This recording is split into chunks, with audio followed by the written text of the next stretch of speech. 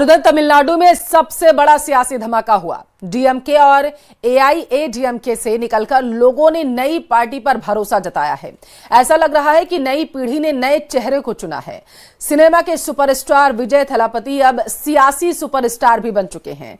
तमिलनाडु के परिणाम नजीर बन सकते हैं आने वाले बाकी चुनावों के लिए, जहां नई पीढ़ी निर्णायक भूमिका में नजर आएगी।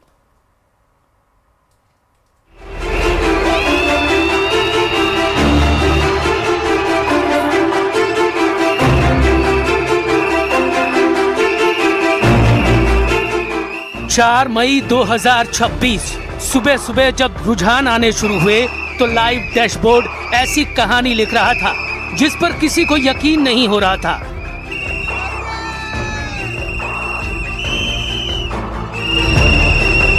तमिलनाडु में बहुत खेल लड़ रहा है। ये है विजय तमिलनाडु के अंदर, जिसकी नई पार्टी ने खेल बढ़ा दिया है पूरा का पूरा। जबरदस्त खेल। चेन्नई सुपर किंग, अगर चेन्नई सुपर किंग आज अगर कोई है, अगर अभी तक के आंकड़ों को देखें तो इस वक्त थलापति विजय वोटर नंबर फॉर टीवी के विजय असली सुपरस्टार तमिलनाडु के। भारत के राजनीतिक इतिहास में ये एक ऐसा दिन था जब दक्षिण भारत का सबसे अभेद्य किला दरकने लगा था।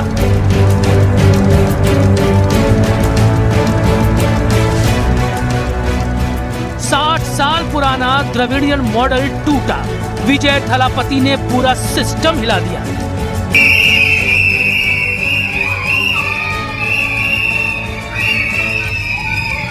तमिलनाडु में आई राजनीतिक सुनामी।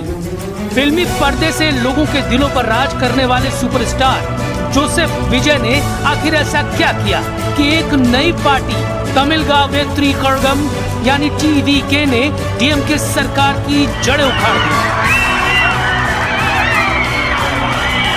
2 फरवरी 2024 को जब एक सिनेमाई सुपरस्टार ने नई राजनीतिक पार्टी तमिलगा वेत्री कड़गम टीवीके का ऐलान किया तो डीएमके और एआईएडीएमके ने इसे एक पार्ट टाइम राजनीति कहा।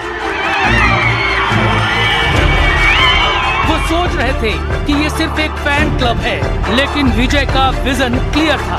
उन्होंने सिर्फ निर्णायक वोटरों को साथ जोड़ने का लक्ष्य रखा।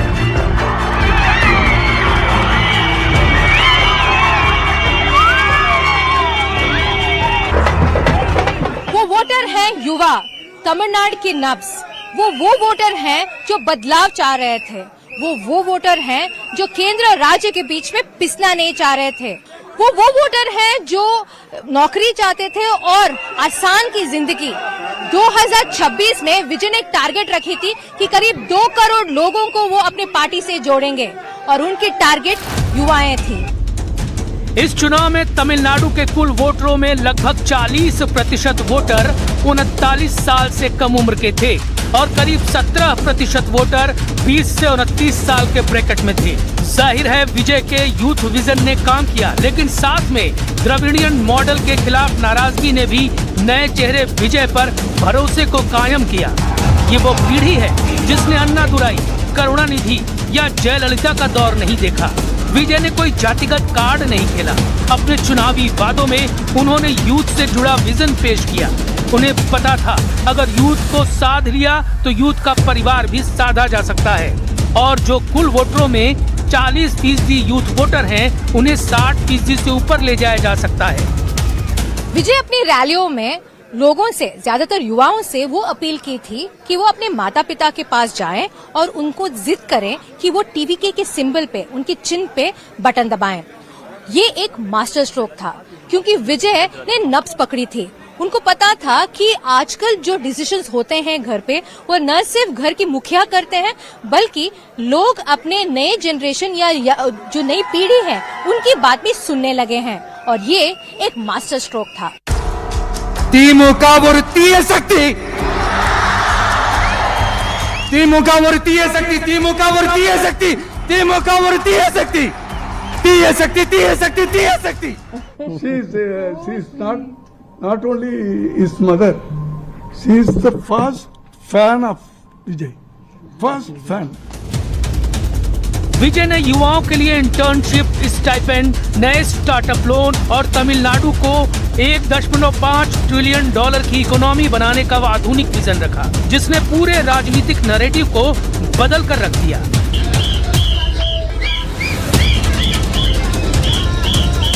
विजय का एक और बड़ा फैसला, किसी भी पार्टी से गठबंधन से इनकार, मतलब विचारधारा का घालमेल नहीं, सब बिल्कुल साफ सुथरा। विजय ने सभी 234 सीटों पर कैंडिडेट उतारे। तमिलनाडु की राजनीति में बिना गठबंधन के चुनाव लड़ना राजनीतिक आत्महत्या माना जाता है। अहम बात यह है कि वो भी एक नए पार्टी के लिए। अगर देखा जाए तो 2021 में एनटीके तो वो लड़े, 6-7% उनकी वोट शेयर आई, पर उनकी वोट्स इतने बिखरे हुए थे कि वो एक भी सीट नहीं जीत पाए। विरोधी पार्टियों को लगा कि विजय भी सिर्फ एक वोटर कटर बनकर रह जाएंगे, लेकिन विजय का प्लान कुछ और था। उन्होंने सीधे तौर पर डीएमके के वोट बैंक पर सर्जिकल स्ट्राइक की। विजय ने 60 साल से कम उम्र की महिलाओं के लिए 2500 रुपए की मासिक मदद, गरीब लड़कियों की शादी के लिए 8 ग्राम सोना और सबसे अहम, सरकारी स्कूलों में बच्चों की पढ़ाई बीच में न छूटे, इसके लिए माताओं को सालाना 15,000 रुपए देने का वादा किया। इन वादों के साथ साथ भ्रष्टाचार मुक्त सरकार की गारंटी ने उस महिला और युवा वोटर को अपनी तरफ खींच लिया जो डीएमके से निराश थे और एआईएडीएमके को एक कमजोर विकल्प मान रहे थे।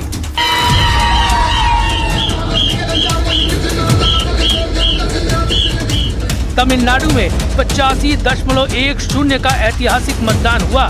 ये 1952 के बाद अब तक का सबसे बड़ा टर्नआउट था। इतना बड़ा मतदान अक्सर बड़े बदलाव का संकेत देता है। यानी एंटी इनकम्बेंसी यानी सत्ता विरोधी लहर ने बड़ा रोल निभाया। गिरती कानून व्यवस्था, करप्शन के आरोप, सनातन विरोधी बयान, केंद्र से राजनीतिक लड़ाई, ये ऐसा गुस्सा था जो कि फ्री बस पास और पुरानी वेलफेयर स्कीम से कम नहीं हुआ और वोटर को विकल्प के लिए मजबूर किया। और विजय थलापति ने तमिलनाडु के दिल पर विजय हासिल की।